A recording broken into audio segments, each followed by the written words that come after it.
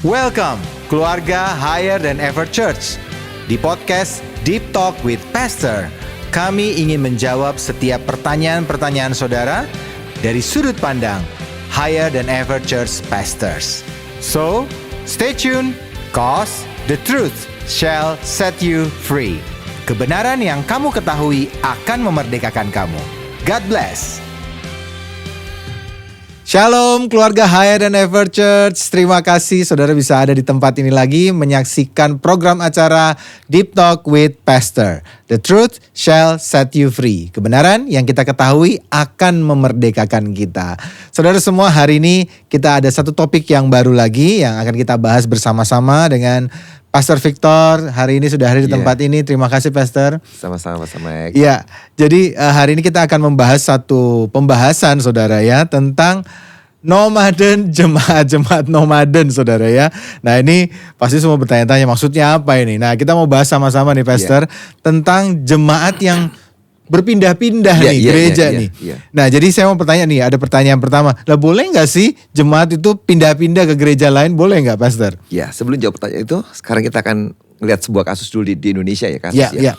Bu hari-hari ini tuh gereja-gereja itu banyak sekali yang bukan memenangkan jiwa, tapi mereka ini jemaatnya cuma karena pindah-pindah aja. Dari satu gereja pindah ke gereja lain, pindah-pindah gitu. Karena mereka sedang mencari yang mana yang cocok ya. Yang pas buat aku. Gak ada gereja sempurna, tidak ada. Itu pernyataan yang gak ada gereja yang sempurna. Sehingga kemanapun kita bergerak itu selalu ada kekurangan yang kita akan temui di gereja-gereja itu. Nah gitu loh. Jadi kita tahu tidak ada gereja yang sempurna. Terus gimana? Apa kita boleh pindah gereja?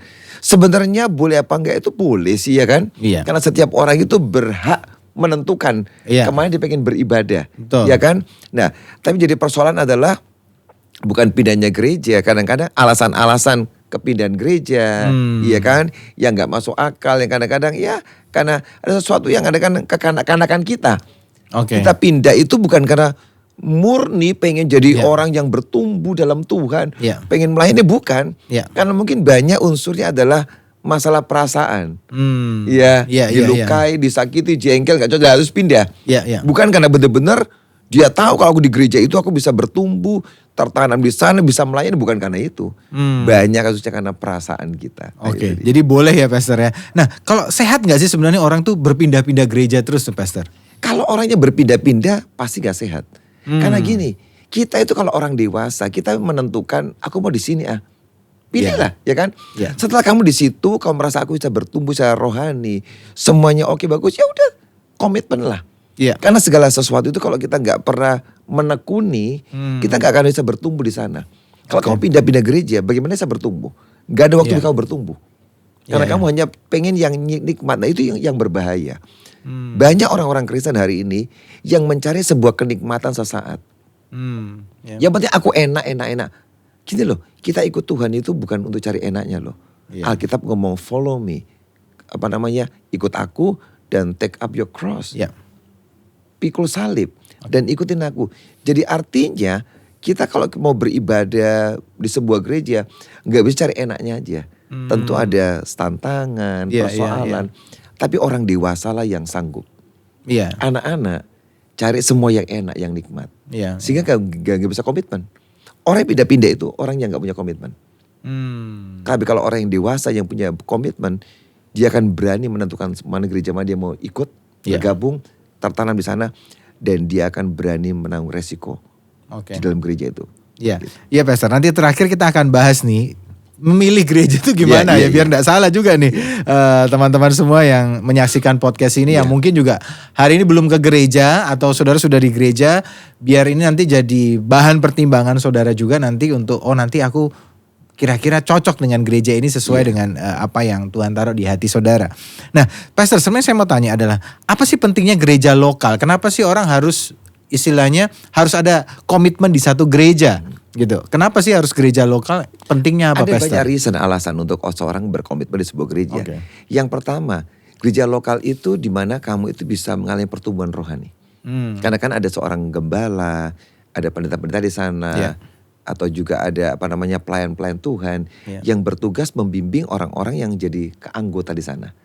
Ketika kita menyatakan aku anggota di sebuah gereja, maka dari pemimpin akan punya kewajiban membimbing, mendidik sampai orang itu bisa bertumbuh. Tapi kalau kita nggak punya komitmen, gimana bisa dibimbing? Kamu dibimbing lari ke sana, lari ke sini, ya kan? Jadi tidak bisa. Yang pertama, kamu akan dibimbing secara rohani.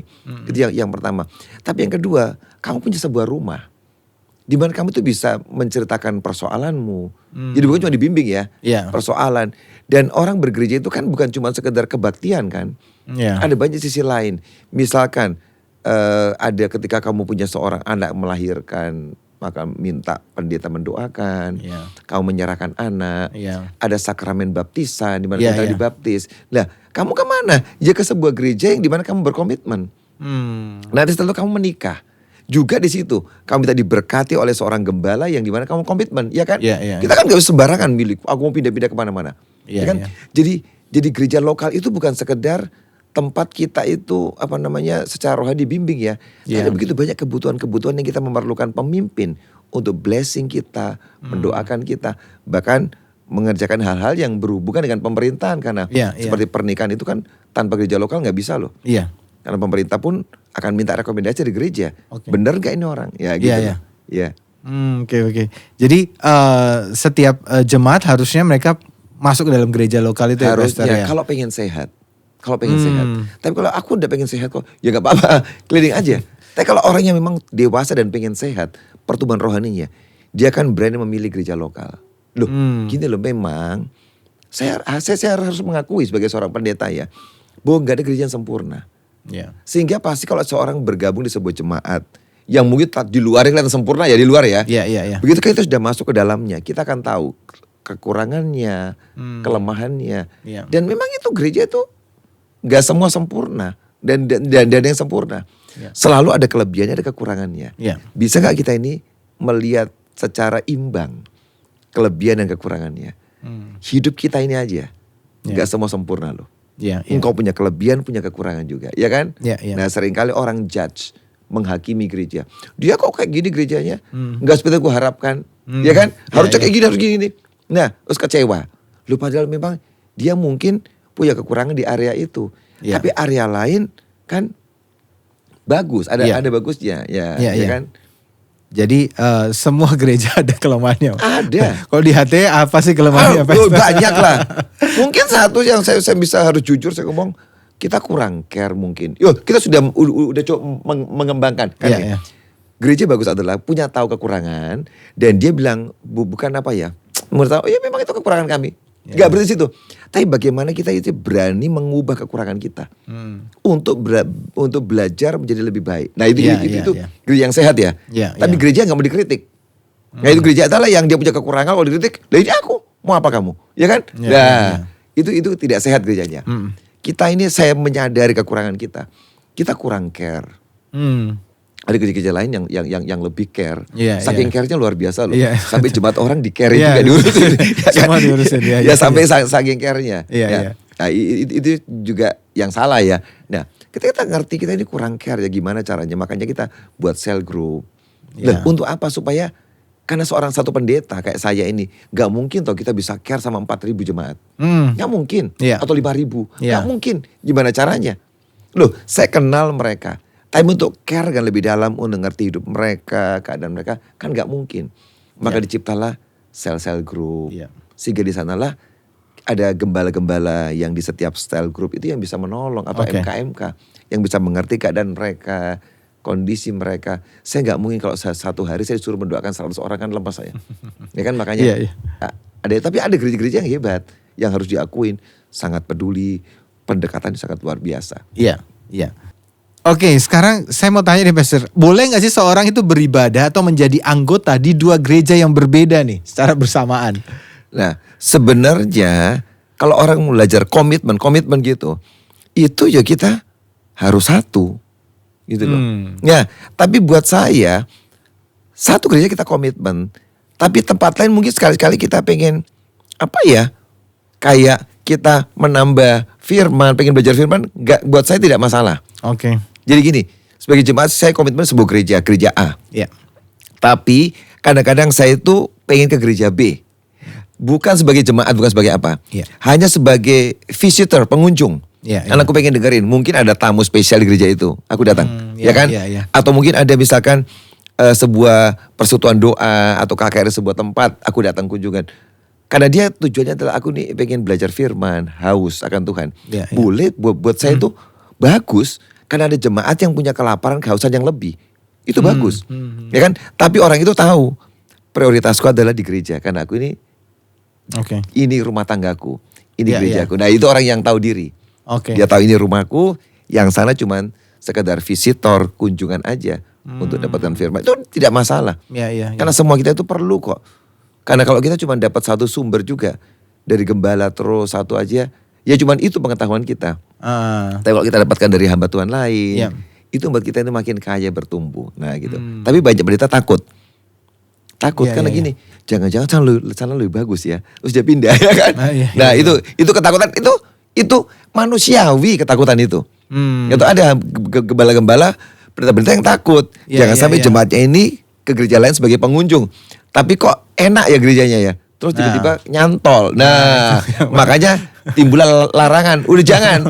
Supaya aman nih. Nah gitu ya Pastor Mike ya. Iya biasanya sih begitu. Karena begitu sudah lihat yang, wah kok beda ya gitu ya.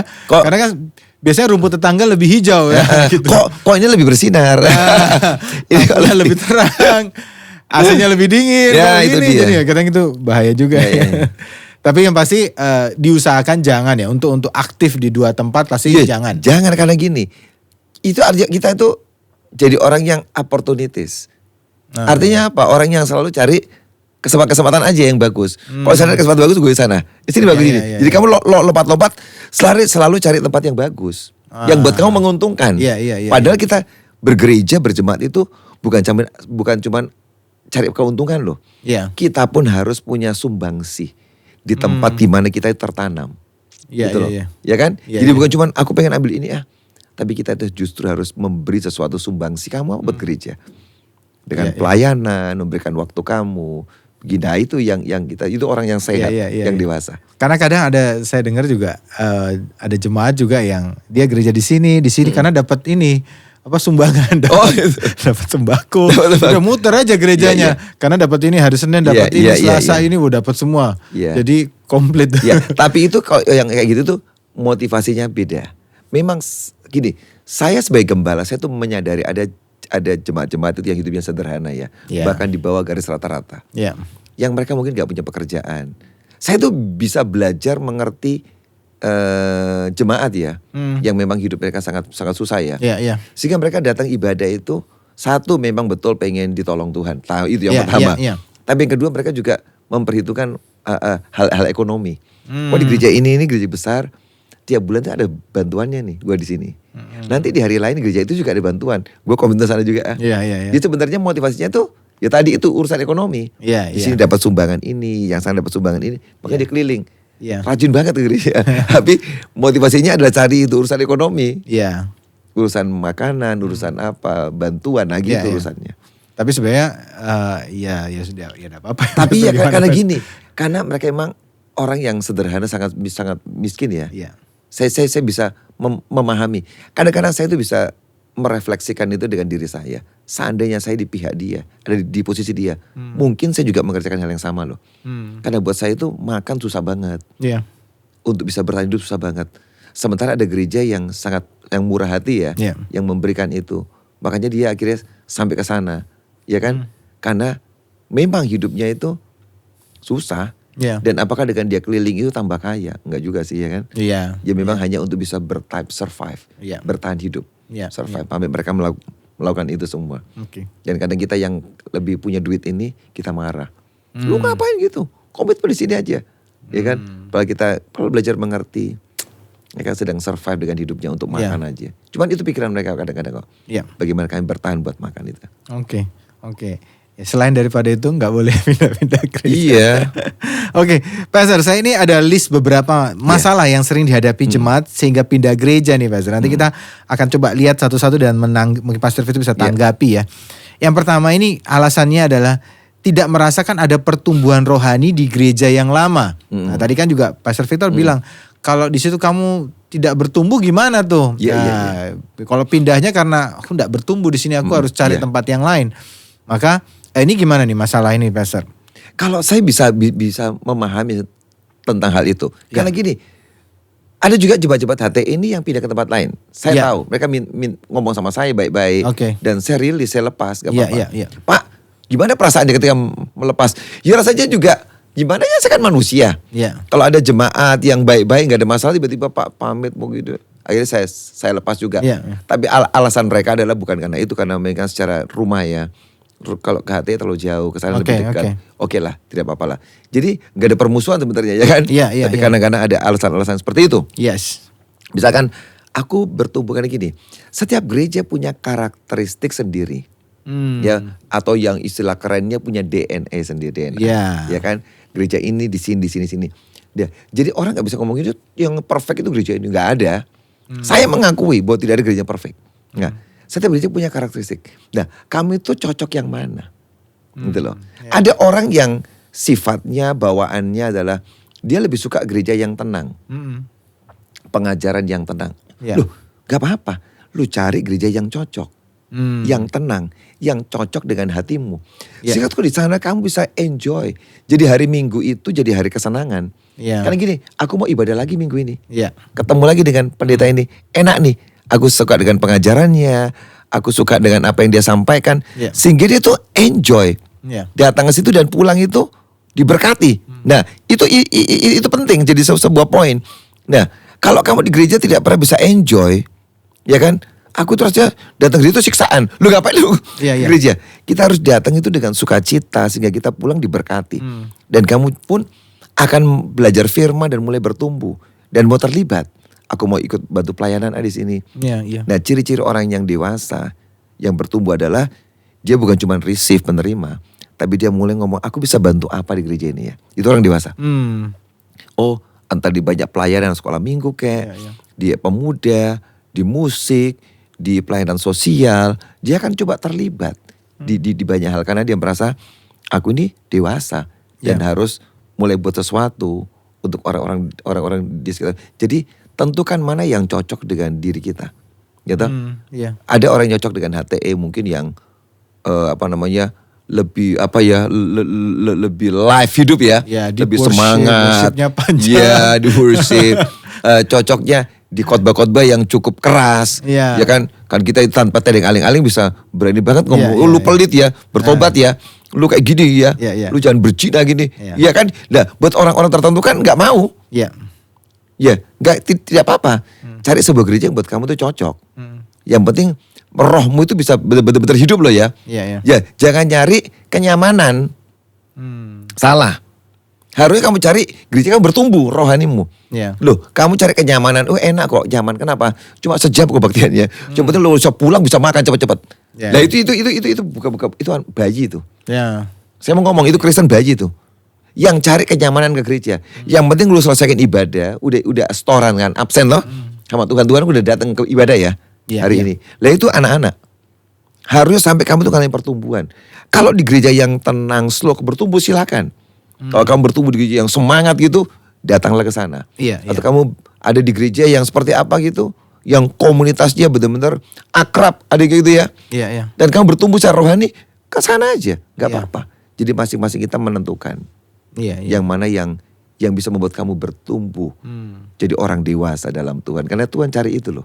Kita beribadah, terlibat di sebuah gereja yang diharapkan hidup kita bertumbuh dan berbuah. Nah, itu. Jadi saudara semua harus ngecek nih ya, ini tidak merasakan pertumbuhan rohani dalam. Mungkin juga pendeta-pendeta harus concern dengan ini juga ya Pastor ya. Supaya mereka itu menyiapkan jemaatnya juga harus bertumbuh secara rohani. Bukan hanya khotbah-khotbah yang enak sebenarnya, yang nyaman, tapi harusnya juga memperhatikan pertumbuhan mereka di gereja. Supaya mereka bisa bertahan. Target Tuhan itu kan perubahan hidup ya. Itu loh. Bukan target Tuhan ibadah. Ibadah itu cuma pertemuan, tapi harus berefek. Jangan sampai orang hanya menikmati ibadah minggu dan senang. Enak ya ibadahnya. Selesai. Hidupnya tidak berubah. Ada kegagalan dari gereja itu. Gereja yang gagal, orang sekedar merasa nyaman dan tidak berubah hidupnya. Dan banyak hari ini gereja-gereja yang membuat nyaman jemaatnya. Iya. Tapi gak urusan dengan perubahannya. Lu Senin sampai Sabtu mau kayak apa terserah. Yang penting minggu ibadah. Nyaman toh? Iya. Selesai di dunia, kacau hidupnya. Iya. Tidak boleh sebenarnya. Ada yang salah loh. Harusnya hari Minggu itu hari di mana kita dilengkapi, dimotivasi, diubah hidup kita. Dan Senin sampai Sabtu orang dunia lihat, sungguh dia berubah hidupnya. Itu jadi berkat. Iya, Pastor.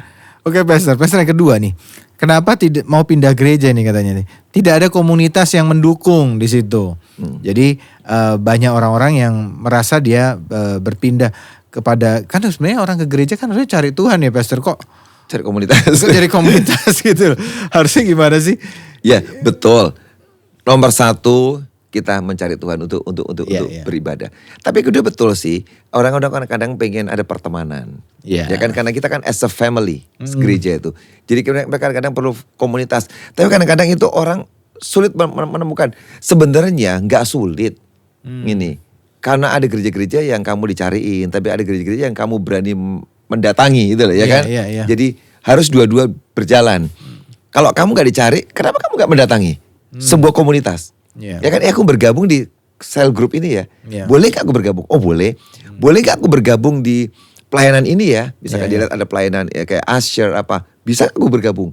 Ya kan? Jadi dia itu melibatkan diri. Nah ada orang-orang yang proaktif. Ada juga orang yang pasif. Nah orang proaktif ini yang selalu dia akan bisa menemukan komunitas yang bagus. Karena dia akan mencoba, aku masuk ke sini akan aku pengen di sini. Nah itu orang proaktif. Tapi ada yang pasif. Nah orang pasif ini yang selalu komplain, kok gak ada yang datangin aku ya? Kok gak ada yang ngajakin aku ya? Nah nanti dia keliling kemana-mana. Akan ujungnya adalah merasa, kok gak ada yang datangin aku ya? Jadi mesti kita ubah mindset kita. Sekarang daripada aku nunggu datengin, kenapa aku tidak mendatangi? Dan aku bertanya, aku bisa bantu apa? Aku bisa tolong apa? Nanti kamu akan tergabung dan you will enjoy, menikmati. Karena kita ini proaktif gitu. Dan saya ingat kita memang gereja itu berbeda-beda DNA-nya tadi ya, Pastor ya. Sehingga setiap orang harusnya cocok-cocokan dengan kepribadiannya kadang. Iya. Jadi kayak di gereja kita ini ada satu jemaat saya pernah tanya, dia sering ditawari pindah untuk ke gereja lain. Tapi dia berkata, aku senang di HTE. Loh kenapa kamu senang gitu loh? Soalnya di sini orangnya cuek. Dia orang yang gak suka bergaul. Jadi dia gak suka aku ditanya-tanyai ke gereja tiap hari. Ke gereja ndak, hari ini tak jemput ya, dia males. Dia gak mau. Dia bilang, aku tuh lebih suka, ya aku ke gereja sendiri. Gak usah dipaksa-paksa. Kalau di tempat lain aku diteleponin, terus dicariin terus gitu. Terus kemudian jadi gak mau. Tapi ada orang yang pengen dicariin gitu juga, Pastor. Jadi ya memang saya merasa bahwa komunitas ini juga tergantung dari kepribadiannya juga. Ada yang memang suka dengan bergaul, ada yang memang gak suka ya, Pastor ya. Oke, Pastor, saya ingin bahas lagi nih tentang yang ketiga nih, alasannya adalah doktrin pengajaran pendeta yang tidak pas. Itu gimana sih sebenarnya, Pastor? Apakah harus memang, ya saya merasa kok setiap gereja kan punya doktrin masing-masing. Jadi berarti kan jemaat tidak bisa juga memaksakan atau gimana pendeta untuk mengikuti yang dimau oleh jemaatnya atau gimana, Pastor sebenarnya? Karena gini, sebuah gereja itu dia tergantung kepada kebijakan dari sebuah sinode. Kan ada itu juga. Misalkan gereja karismatik ya kan. Tentu ada sesuatu standar-standar yang dari sinode inginkan, ya kan? Misalkan gereja-gereja kita ngomong aja, ada banyak gereja sinode misalkan kayak GBI, Isa Al-Masih, JKI, ada bahkan mungkin ada Protestan, HKBP, ada macam-macam GKJ. Kita tahu ada ratusan mungkin dia sinode ya. Dan setiap sinode itu punya sebuah sebuah ciri khas atau sebuah keputusan-keputusan di sinodenya. Gereja kita kayak gini menganutnya. Nah, dari situlah maka jemaat ini akan, pendeta akan menerjemahkan ke jemaat. Nah sehingga ada pengajaran ini yang berbeda-beda ya. Jadi doktrin itu udah memang dari atas ya. Jadi semua pendeta itu akan diajarin bahwa gereja kita percaya dengan ini, percaya dengan ini. Jadi itu sesuatu yang dasar. Memang sih ketika berkhotbah memang ada mungkin pengembangan, penjelasan, tapi secara doktrin udah bagus sebenarnya. Ya kan, dari atas. Misalkan kalau gereja karismatik kita percaya ada perpuluhan, itu kan itu doktrin ya. Mungkin di tempat lain enggak. Sinode lain enggak mungkin ya. Yang kedua misalkan bahasa roh di gereja karismatik atau Pentakosta itu sesuatu yang wajib ada memang. Tapi tempat lain belum tentu ada. Jadi doktrin itu masing-masing gereja itu punya sesuatu yang sudah diputuskan dari atas. Sehingga kita ini yang di bawah ini cocok kita bergabung ke sana dan kita akan mengajarkan itu kepada jemaat. Gitu. Jadi jemaat sebenarnya boleh memilih aja sekali lagi ya. Boleh memilih mana doktrin yang dia merasa lebih cocok. Iya begitu. Iya. Oke. Pastor, kemudian ini ada lagi nih, tapi ini kurang bagus nih kayaknya. Sakit hati dengan pendeta. Iya. Pengerja jemaat yang lain. Itu bagus, bukan pindah gereja karena sakit hati dengan pendeta nih. Iya. Nah, kenapa boleh nggak ini pindah ke gereja lain karena sakit hati dengan pendeta? Iya. Nah, memang dalam kenyataan kita mesti tahu banyak persoalan terjadi di perpindahan. Salah satunya pejabat adalah sakit hati. Bukan dengan pendeta aja, dengan teman pelayanan juga terjadi. Ya kan, sepelayanan dengan pendeta akhirnya pindah gereja. Itu bisa terjadi. Kalau mau diomongin salah, bisa salah juga, ya kan? Tapi apakah dibilang benar juga, ya kan? Di mana salahnya? Karena ketika orang itu sakit hati dan dia meninggalkan sebuah pelayanan karena sakit hati terus pindah gereja, maka dia belum selesai dengan sakit hatinya. Ya kan?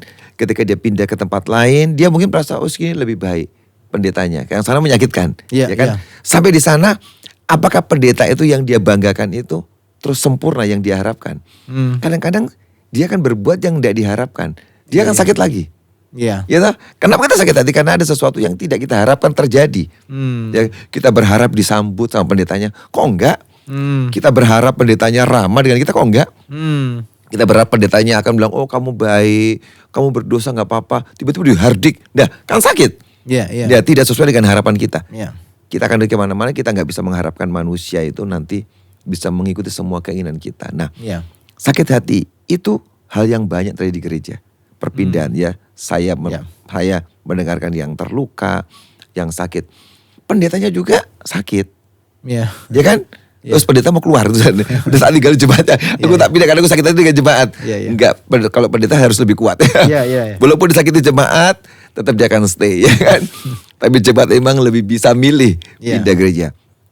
Bagi saya, ketika ada sesuatu masalah terjadi di antara pendeta mungkin dengan jemaat, paling bagus kalau bisa diselesaikan dengan sebuah keterbukaan. Banyak gereja yang tidak mau terbuka, ya kan? Nggak mau komunikasi sehingga ya sakit gue pitit, pergi aja tanpa sebuah penyelesaian. Harusnya ada permintaan maaf, kita ngobrol. Oh, kadang-kadang ini loh, orang dimana kita sakit hati, gak ngerti kita disakitin loh. Ya kan? Atau mungkin bisa salah paham. Saya kasih contoh. Kamu ke gereja, pendetamu mungkin di depan gereja, ya kalau jemaat yang agak kecil nih ya, yang nyelamatin semua jemaat yang datang. Mungkin hari itu pendetanya pun punya persoalan misalkan, dan mukanya agak kecut, nggak ramah hari itu, karena dia pun sedang ada masalah misalkan ya kan. Kan bukan berarti kalau pendeta nggak punya masalah, punya. Bisa aja pendetamu lagi nggak punya makanan, pendetamu lagi kehabisan uang bisa loh, dan dia lagi susah.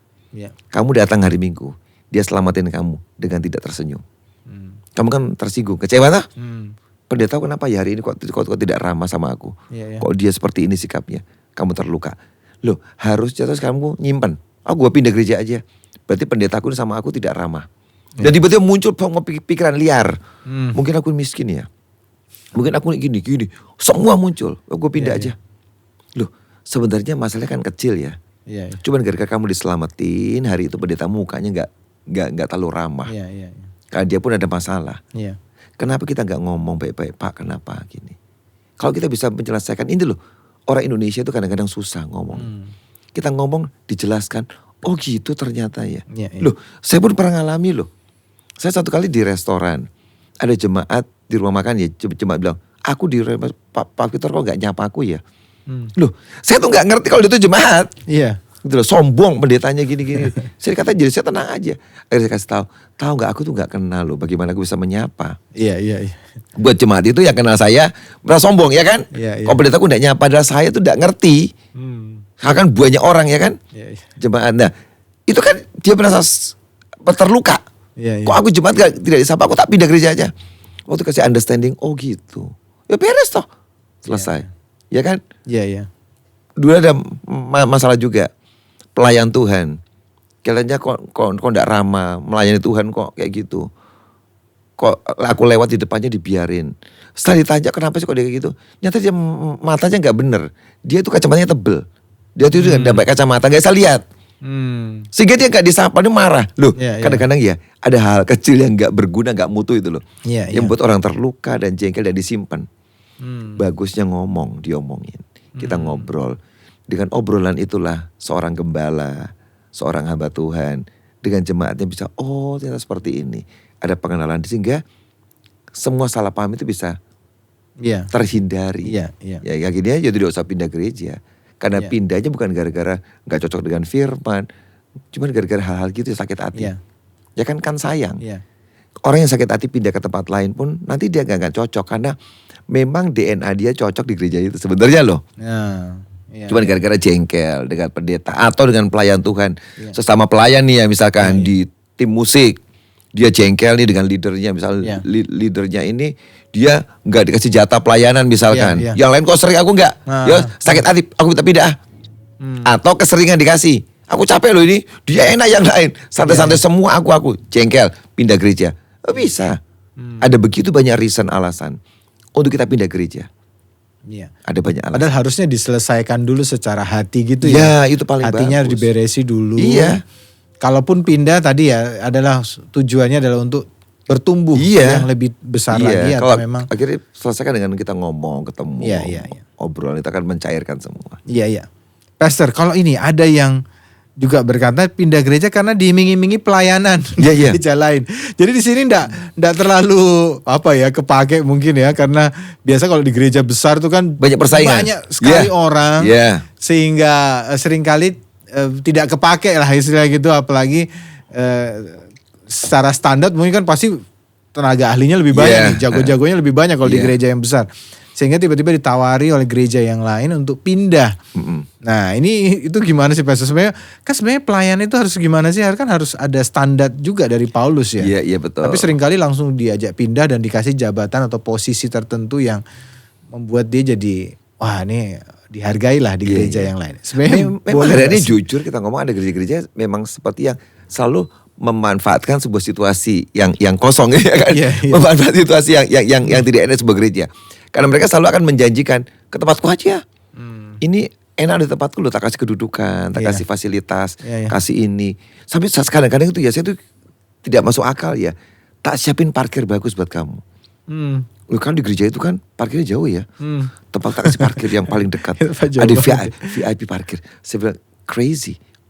Tapi gini, sekarang itu gereja, itulah sisi negatif gereja hari ini. Yang mau tidak mau harus diakuin.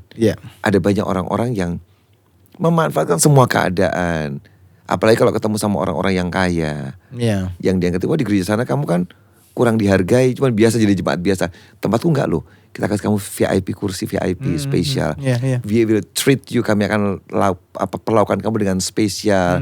Kamu akan berikan ini. Sehingga orang-orang kaya ini merasa, iya ya kok enak ya.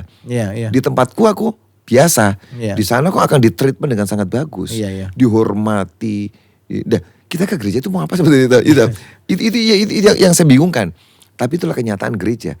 Ada berapa gereja? Kita bersyukur di gereja kita itu, kita tidak pernah coba menggait orang kaya dengan diberikan pelayanan, kedudukan semua. Kita itu setiap orang itu murni datang ke Tuhan untuk cari Tuhan. Kalau satu kali kamu ingin melayani, ayo sama-sama. Entah kamu orang kaya, orang sederhana, we serve together, sama-sama melayani Tuhan. Bukan karena kekayaanmu kamu ditaruh. Karena banyak gini, gereja banyak suka ikat orang-orang kaya. Diikat, dikasih pelayanan, kedudukan, bahkan dikasih kependetaan. Ini realita, dikasih supaya kenapa? Gak pergi.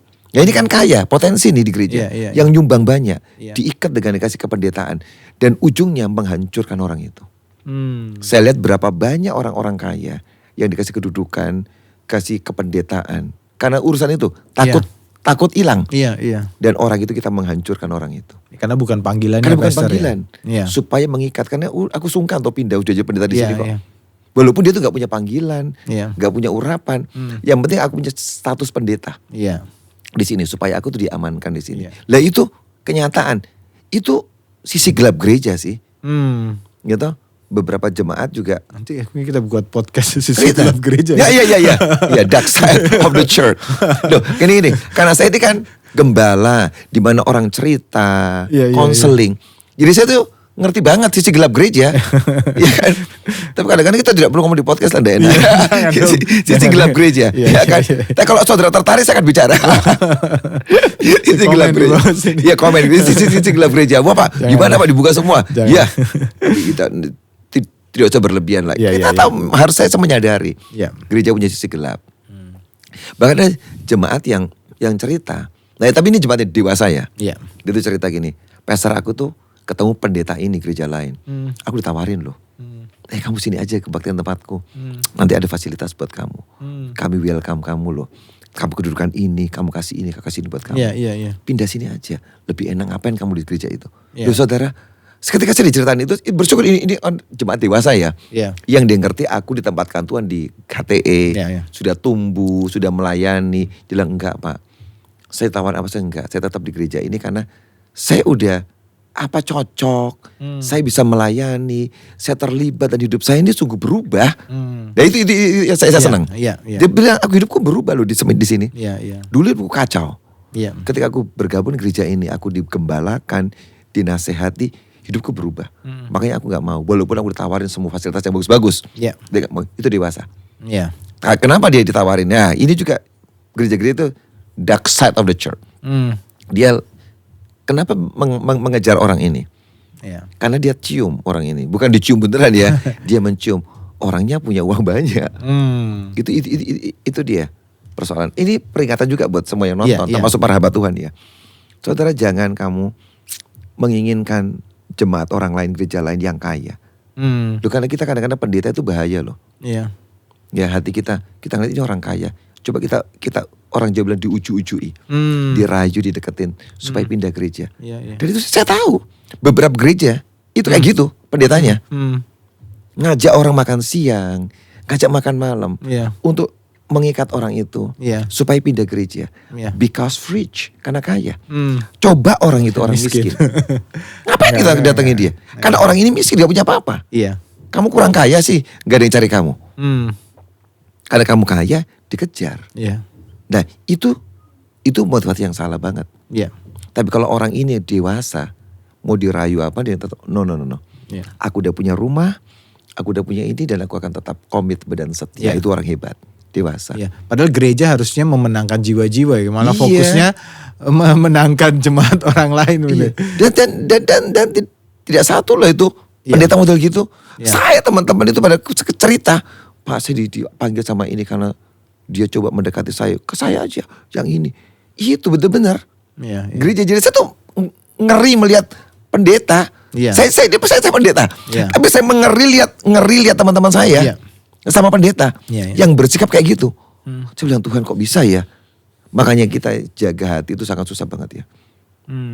Makanya kita bersyukur di hati ini saya mendisiplin diri saya sendiri, menghargai jemaat itu sama. Yang kaya, yang sederhana. Saya akan tetap jabat tangan mereka, memberikan penghormatan yang sama. Karena itu adalah jemaat yang dipercayakan Tuhan. Layani bukan dengan paksa, dengan kekerasan, dengan ini enggak. Dengan kasih, digembalakan supaya bertumbuh. Ya itulah realita, kenyataan dalam gereja. Justru malah waktu melayani orang miskin, justru malah kita merasa sangat diberkati ya Pastor ya, bukan melayani orang kaya nih. Justru karena orang miskin maka Tuhan tuh memberkati kita macam-macam nih. Kalau orang kaya, kalau orang kaya itu mereka itu tidak terlalu perlu dipedulikan itu loh. Maksudnya tidak terlalu karena aku udah punya semua, oke, aku ke gereja juga tidak harus dikejar-kejar ke gereja. Justru orang kaya itu kalau terlalu dikejar-kejar, ya kenapa ya? Apa dia mau uang saya kan? Jadi kita harus pintar juga. Jangan sampai seakan-akan orang Jawa bilang ngesrong itu ya. Itu satu kata yang diterjemahin dalam bahasa Indonesia gak tahu apa ya. Bener-bener gitu. Karena mereka sudah punya semua. Jadi mereka tuh pengen normal aja lah. Biasa aja diperlakukan. Ya kan? Memang yang orang sederhana lebih perlu perlakuan khusus. Ya kan? Karena mereka kan orang yang serba kekurangan. Kalau mereka disapa dengan baik, ditolong itu sangat senang gitu loh. Jadi kita mesti justru perlakuan kita yang lebih banyak ke orang sederhana. kan lebih perlu care. Iya. Ya kan kalau orang yang kaya justru mereka mungkin kadang-kadang yang deketin kita pendeta, pastor kita makan bareng, kita ngobrol gini ya kan. Jadi tidak terlalu susah sebenarnya kalau orang-orang yang punya ini lebih susah mengembalikan yang sederhana sebenarnya. Iya, karena punya banyak kebutuhan. Iya betul itu. Ya, pastor saya tadi tentang pendeta itu ya, tentang apa namanya jemaat yang kaya jadiin pendeta tuh pastor ya. Iya. Seringkali kan jadi masalah ya, seringkali dalam gereja karena kemudian mereka berpikir bukan tentang jiwa-jiwa tapi untung rugi dalam segala hal yang dikerjakan. Seringkali dia jadi masalah sebenarnya. Kalau kita biarkan itu juga. Tidak berarti semua begitu, tapi saya melihat seringkali orang-orang yang kemudian bawa bisnis masuk ke dalam gereja, maka semua dihitung pakai cara duniawi sebenarnya. Ini misalkan kalau kita buat KKR, kita untungnya berapa sih? Persembahan berapa? Iya. Masuk nggak ini? Kalau uangnya nggak masuk, nggak usah buat. Padahal jemaat kadang-kadang kita perlu mengundang tamu yang memberikan kekuatan buat mereka, ya kan? Kadang-kadang kita perlu sih, kayak tempat kita, bagaimana jemaat bisa bertumbuh seimbang. Kita sebulan sekali atau sebulan ada dua pembicara yang dari luar. Ya, tapi itu jarang yang 2, biasa 1. Untuk apa? Kita gereja memasukkan mereka supaya kita tuh punya sebuah pandangan yang lebih luas. Loh, bukan cuma gaya-gaya dan ini bermasalah. Ada banyak gereja ngundang tamu supaya gaya-gayanan. Ini orang hebat. Kita undang supaya gereja kita kelihatan keren. No. Kita undang tamu pembicara bukan untuk supaya kelihatan keren. Bagaimana tamu ini memberikan impact buat kita, pengajaran buat kita, yang nolong melengkapi jemaat. Nah itu loh seringkali yang kadang-kadang salah. Saya ketemu dengan jemaat yang usul, Pak kenapa enggak undang ini kan terkenal, ini kan keren. Saya bilang dia keren boleh, membangun jemaat enggak? Ini keren boleh, terkenal, apa dia bisa buat untuk gereja? Kalau dia punya, mungkin orang ini enggak terkenal ya. Tapi kalau dia datang, dia akan memberikan sebuah dampak yang luar biasa buat gereja, membangun kita. Oh, why not kenapa kita nggak undang dia? Karena gereja itu perlu pembicara yang membangun kita, bukan supaya kelihatan keren. Loh, ada pendeta yang motivasinya ngundang pendeta keren supaya jemaatnya tambah. Jadi kalau dia undang pendeta terviral ini datang gereja, jemaatnya tambah banyak. Loh, cuman itu tuh targetnya. Dia nggak urusan jemaat itu bertumbuh secara rohani ya. Dia nggak care. Yang penting kehadiran banyak. Sebab ini pendeta kan terkenal. Udah datang pengikutnya ikut dia ke sana. Terus banyak datang. Gerejaku banyak, persembahan banyak. Sudah selesai. Duh, buat saya sedih loh teman-teman pendeta saya kalau berbuat seperti itu. Saya nggak menghakimi. Saya juga tidak menjudge orang. Tapi saya merasa sedih. Kok ada ya Tuhan pendeta yang, dan dia sangat terbuka ngomongnya. Aku tuh ngundang dia supaya jemaatku jadi banyak. Dan kami dapatkan lebih bagus, banyak persembahan. Oh my God. Itu dark side church, sisi gelap gereja. Ya yang memang menyedihkan sih. Ya kan? Ini ada kasus ada pendeta konseling sama saya juga. Di mana, nah ini buat saya pelajaran bagus ya. Ada pendeta yang konseling pastor. Aku tuh dapat tamu pendeta datang ke gerejaku. Dan ketika dia datang, terus dia kan dilayani dengan orang-orang kaya, ya kan, diajak makan. Malah minta nomor telepon. Terus teleponan dengan jemaat orang itu, bisa bantu nggak ini, bisa itu. Terus dia coba kasih buahnya halah. Akhirnya menarik jemaat itu yang kaya itu pindah ke dia akhirnya. Aduh, buat saya itu tragedi banget. Aduh, saya sambil bilang, Pastor Victor, kamu hati-hati ya. Jangan pernah kamu buat orang-orang kaya di gerejamu melayani pendeta kayak gini. Nanti ditarik semua loh jemaatmu. Saya tidak takut sih. Saya juga tidak takut. Nah, karena itu saya bilang setiap jemaat kan milik Tuhan ya. Ya toh. Kalau mereka dewasa cinta sama saya, mereka tidak akan melakukan itu ya kan. Sekalipun dimingi-mingi, dia ajain. Akhirnya benar beberapa tuh pindah. Ikutin pendeta dan pendetanya terluka. Yang ditinggal ini gara-gara bilang ini pendeta yang keterlaluan. Jemaatku dirayu-rayu. Artinya jemaatnya tidak sungguh-sungguh komitmen, gak sungguh cinta toh. Ada sedikit rayuan itu udah langsung pindah. Ya kan. Tapi itu secara etika tidak bagus lah. Kita sebagai hamba Tuhan jangan melakukan itu. Kalau saya keluar kota khotbah di gereja-gereja besar ya. Ada jemaat-jemaat yang melayani saya, yang ngajak makan mungkin. Saya tidak pernah minta nomor teleponnya. Saya nggak pernah hubungin dia setelah saya pulang. Itu buat saya itu etika. Itu jemaat pendeta ini. Saya jemaat tamu, tidak boleh mendekati. Dan mau telepon, apalagi kalau saya punya persoalan uang, bisa nggak bantu uang? Telepon dia, ngajak makan, deket-deket sama dia, saya tidak mau melakukan itu. Karena buat saya itu etika, itu jemaat dia loh. Saya ini tidak boleh jadi orang jahat, yang mengambil keuntungan diri sendiri. Pendeta bisa jahat pendeta. Loh saya ngaku saya bisa jahat loh. Karena saya tahu saya bisa jahat, saya tidak mau mengerjakan. Saya berikan sebuah batasan dalam diri saya.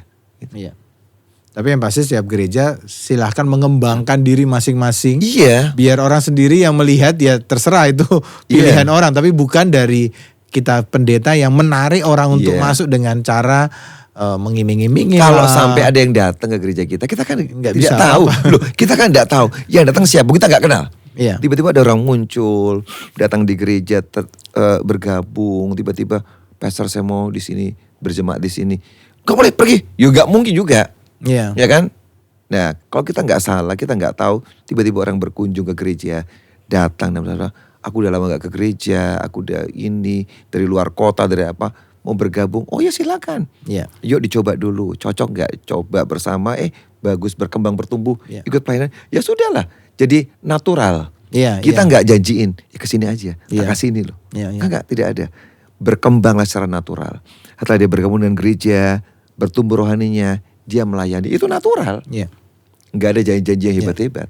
Iya. Saya ingat dulu Pak Petrus Agung pernah ngajar tuh Pak Victor bahwa di mana nama Tuhan ditinggikan dia akan menarik banyak orang datang. Jadi dia berkata gereja kita cuma tinggikan nama Tuhan aja, muliakan nama Tuhan, nanti biar Tuhan sendiri yang menarik orang itu datang, bukan karena usaha kita untuk menarik orang-orang untuk datang ke gereja. Jadi tapi sekarang kita tambah. Oh, tambah.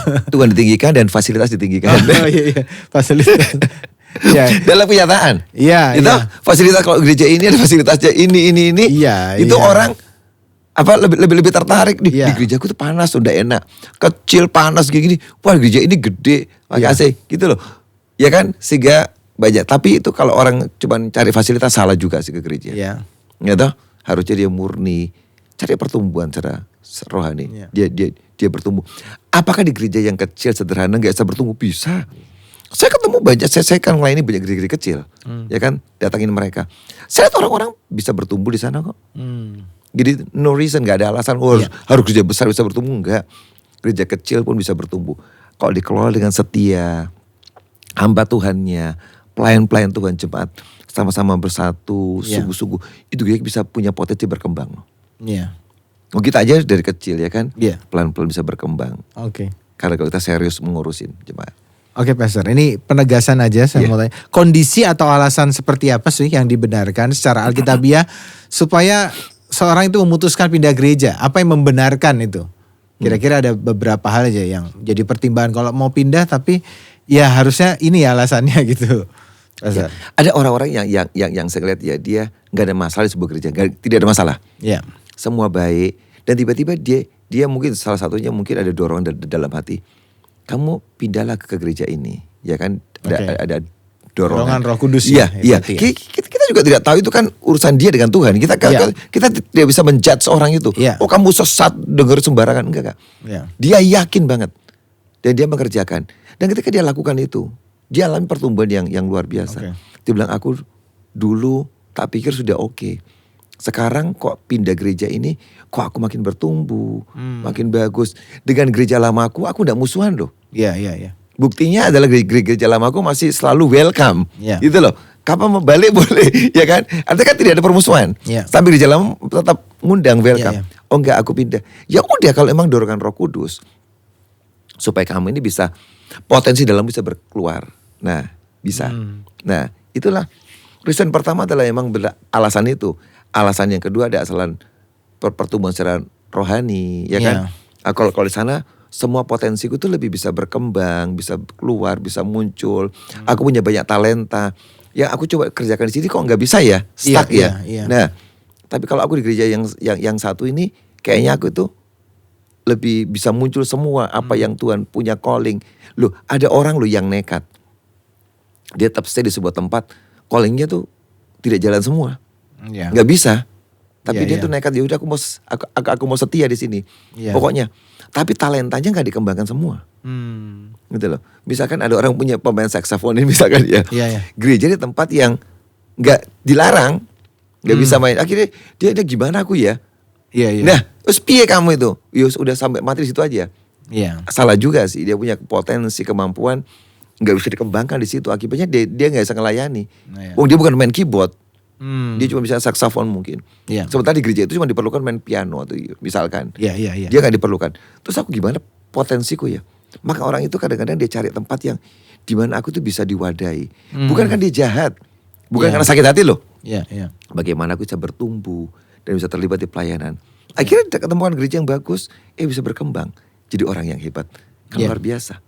Di sebuah tempat mungkin dia pengen jadi hamba Tuhan misalkan, dia punya calling panggilan, gereja kecil misalkan, yang dimana hanya perlu satu pendeta, gembala aja nganggur banyak nganggur. Dia itu punya panggilan loh jadi pendeta. Misalkan di situ dia, ya udah pasti nggak mungkin lah. Jadi 2 gembala.